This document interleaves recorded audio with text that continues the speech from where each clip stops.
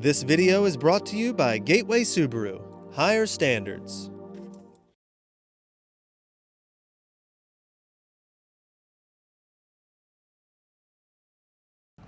Outdoors Delmarva covers everything outdoors, including real hunting and fishing situations involving wildlife. We do our best each and every week to keep it tasteful, but discretion is advised. Now, enjoy the show. This is Outdoors Delmarva, presented by Gateway Subaru. Higher standards. This week on the show, the 33rd annual Ocean City Shark Tournament is underway, and we're at the weigh-in scales to see the results. But first we go behind the scenes to see what it takes to land a shark. You ever throw a surf rod? No. Oh, this will be fun. Plus, with no shortage of shorelines on Delmarva, there's plenty of space to cast a line in the surf. We get a quick lesson on how to surf fish from our friends at Delaware Surf Fishing. All aboard for Tilly the Tug. And take a tour of the Pocomoke River aboard Tilly the Tug in this week's Scorchy's Corner Classic. right now on Outdoors Delmarva.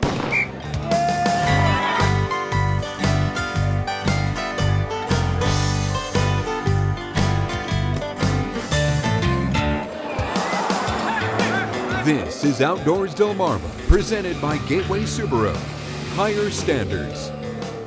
And now, here's Andrew Tawes. Thanks for watching Outdoors Delmarva. I'm Andrew Tawes. We'll be checking in with my partner, Captain Willie Dykes, in a few minutes.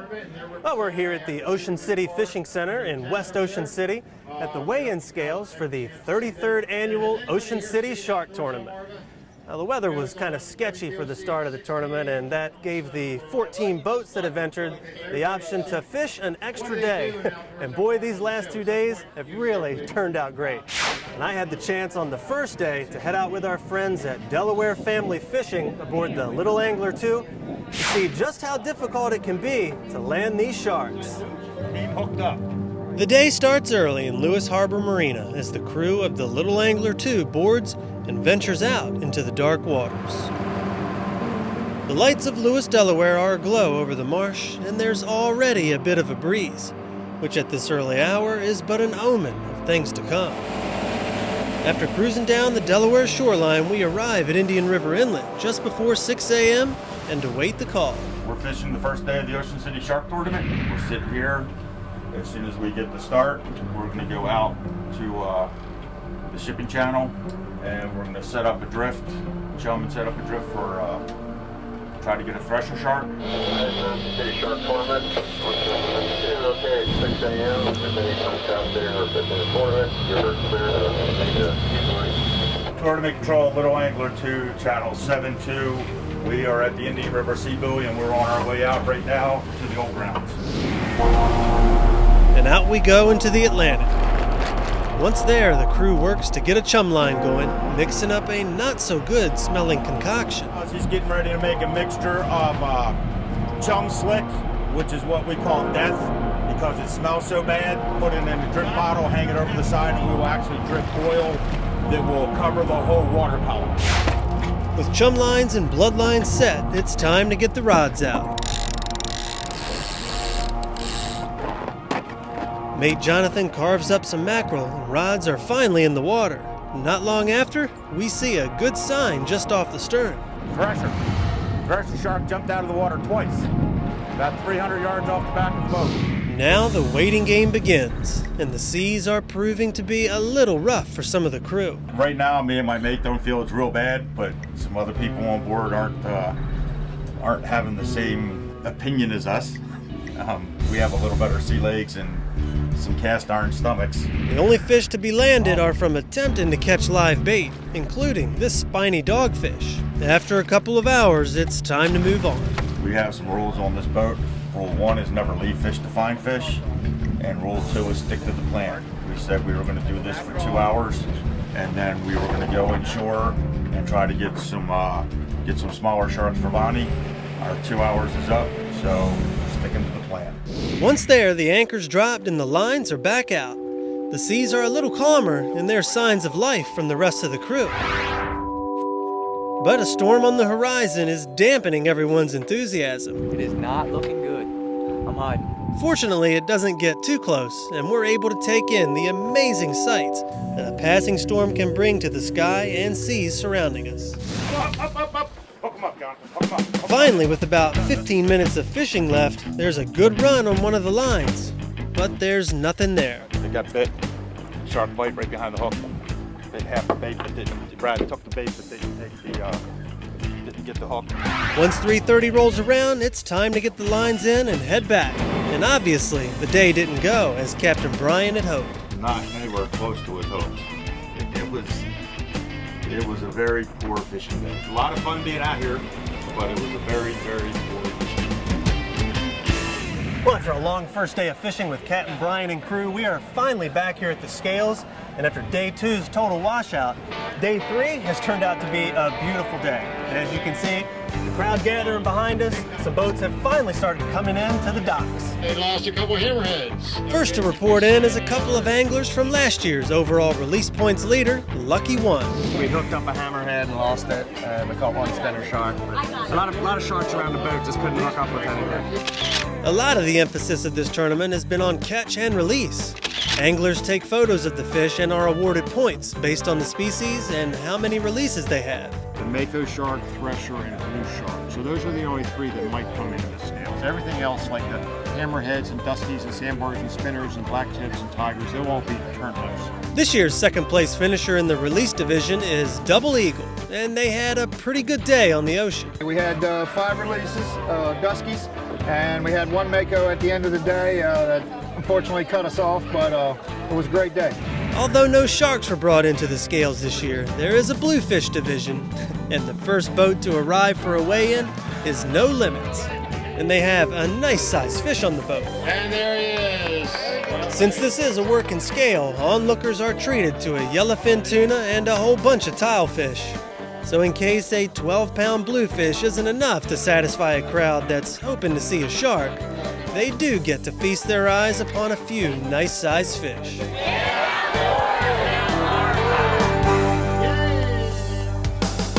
Coming up next, we're taken to the beach to learn the basics of surf fishing. But first, did you know? During the 3rd annual Ocean City Shark Tournament, the Maryland State record tiger shark was caught by Grace Zerniak from Buffalo, New York.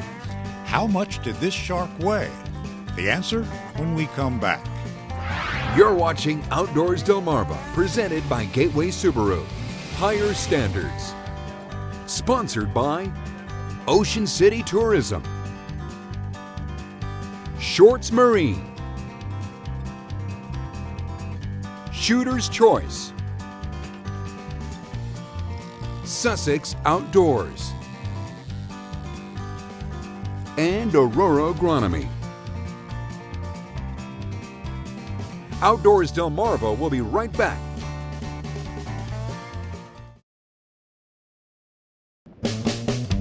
Did you know? Grace Zerniak from Buffalo, New York caught a monstrous 1,210-pound tiger shark during the 3rd year of the Ocean City Shark Tournament in July of 1983. The fish was so large that it had to be weighed at the Showell Poultry Complex on scales generally used to accommodate tractor trailers. Today it can be seen in a special display on the Ocean City Boardwalk. Did You Know is sponsored by North Bay Marina.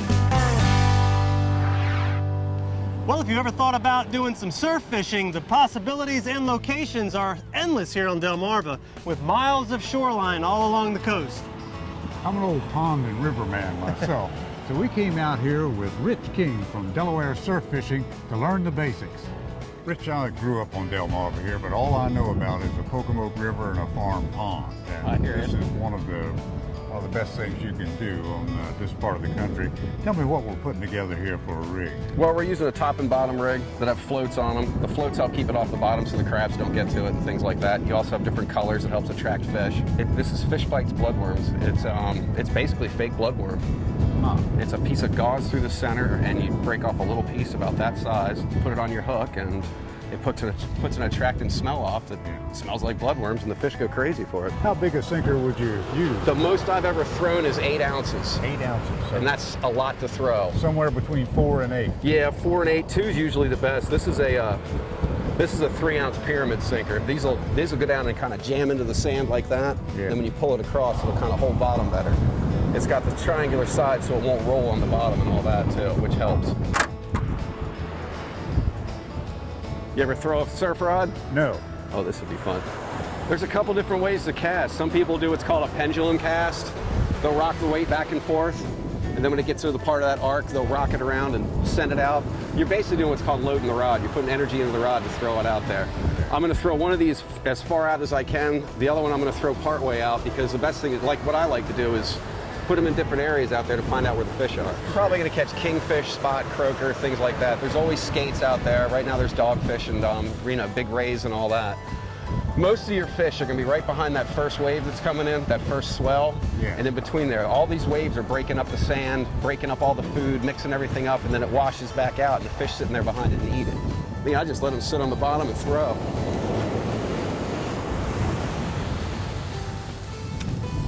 Wow. That thing went out there about 75 yards. Looked like. It's a finger guard for using braided line.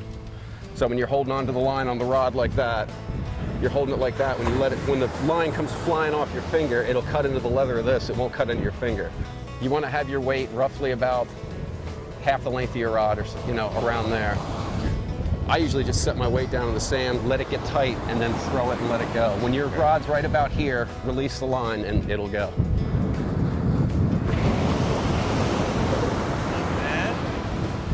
Actually, that's right where you want it. It's not bad at all. Were any aircraft injured in that I know, cast? right? Then you just put her in the rod holder, let the weight kind of get set in the sand, tighten it up a little bit to hold it in, and now we wait.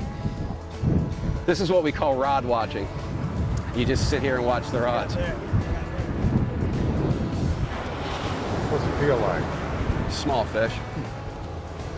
Is this anything like reeling in that black drum? No, nothing like it.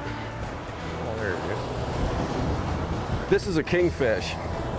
Just a little guy. Let's see. We came, we baited, we casted. We caught a fish. We caught a fish. It's a day on the beach. It's a day on the beach. If you don't catch fish, you don't catch fish. It's fishing. It's a way of life. If you don't catch, you don't catch. If you really want to catch, go to the nearest seafood restaurant and get some fish. That's the best way to. That's the easiest way to catch. Yeah. Coming up next on the show, we are taking a tour of the Pocomoke River on a tug named Tilly in this week's Scorchy's Corner Classic. Outdoors Delmarva will be right back. People are her thing, the beauty of unspoiled nature, the rewards of her toil.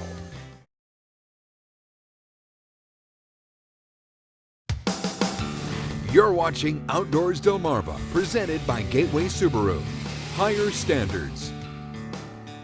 The Pocomoke River is one of the most beautiful here on Delmarva. And what better way to see it than on a boat that has a bit of a personality? As we find out on this week's Scorchy's Corner Classic. All aboard for Tilly the Tug. All aboard for Tilly the Tug. It's departure time for Tilly the Tug. Now, Tilly isn't your ordinary tough, rugged, pug-nosed tug. She's a sweet little thing that plies the placid waters of the picturesque Pocomoke River between Snow Hill and Shad Landing. She pushes no barges, pulls no boats. People are her thing, the beauty of unspoiled nature, the rewards of her toil. Okay, the Pocomoke River is the Indian word which means dark water. If you take a look at it, you'll see that it looks like tea or coffee. Some children say that it looks like root beer. Others say that it looks like... Karen Fisher is the resident naturalist and sole crew member aboard Tilly. Among her duties is keeping the paying customers enlightened during the 70-minute cruise. And there are three reasons for the darkness. One of them is that we have the bald cypress tree stands whose roots produce tannic acid. Another reason is that both sides of the river are surrounded by swamp. And then you have the bog ore, or the iron ore, that they dug out of the swamp between 1820 and 1840. The brainchild of Snow Hill's Buzz and Cherry Gehring, Tilly the Tug is a delight to the hundreds who come from far and wide to drink in the wonders of a river that is truly nature in the raw. Charming little Tilly is a petite 27 feet and carries 22 passengers. She is awful busy these days carrying wide-eyed tourists on a journey through yesterday. Tilly is quite a gal. Scorchy Tawes, one in our Delmarvelous land, for WBOC News. Coming up next on Outdoors Delmarva, all you parents out there are going to want to stick around for a closer look at the safe and stylish Subaru Legacy. Outdoors Delmarva will be right back.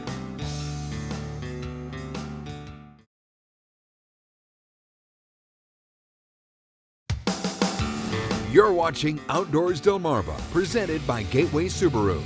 Higher standards. Thanks for watching Outdoors Delmarva. I'm Andrew Tawes. Well, summertime is here, and it's the time of year when families take to the road and head out for that summer vacation. And what better way to get there than with a brand new car from our friends at Gateway Subaru, located on Route 13 in Delmar, Maryland.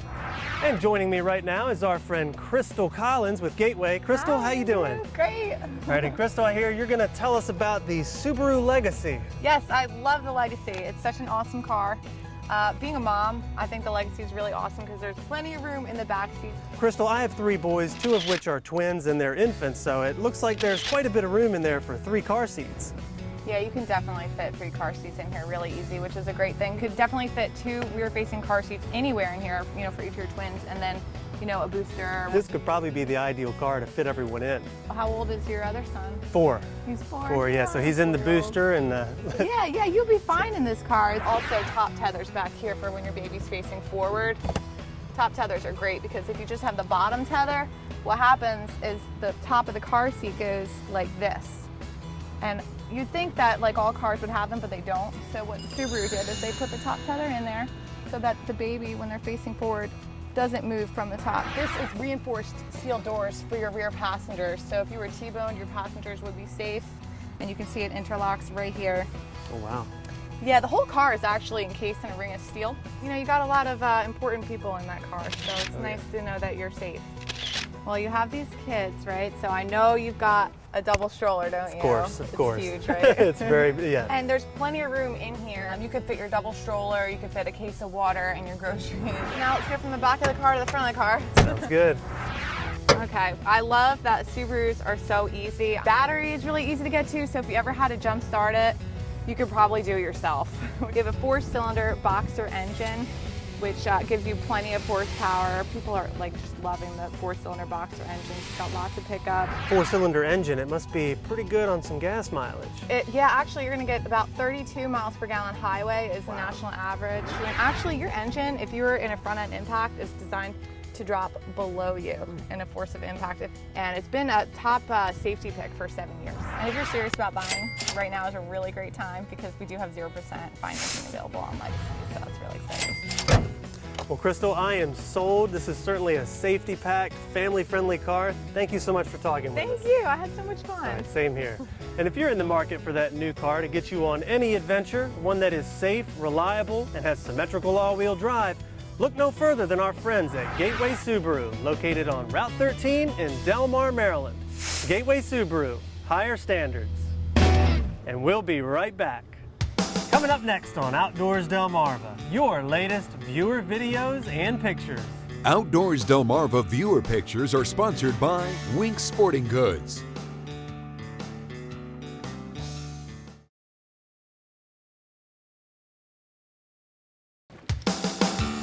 You're watching Outdoors Delmarva, presented by Gateway Subaru. Higher standards. Sponsored by Ocean City Tourism, Shorts Marine, Shooter's Choice, Sussex Outdoors, and Aurora Agronomy. It's time now to take a look at some of the pictures and videos sent in by our own Outdoors Delmarva viewers. 6-year-old DJ Moyer and 5-year-old Isaiah Moyer had a nice day fishing on the Nanticoke River in Seaford. Among others, they caught a couple of blue catfish that weighed over 2 pounds each. And Danny Wynn of Salisbury had another good day fishing on the Tangier Sound. He's got 7 speckled trout and a couple of rockfish, and also claims to have released 3 times as many. Well, Willie, that wraps up another week of adventures. Unfortunately, we weren't able to see any sharks, but, you know. I don't know, Andrew. Another week in the fresh air and salt water that's a catch in itself. Yeah, not too bad. So for my partner, Captain Willie Dykes, I'm Andrew Tawes, reminding you to get outdoors, Delmarva. Even though it was kind of rough out there, I got a little sick. That's why I wasn't there. It was bad.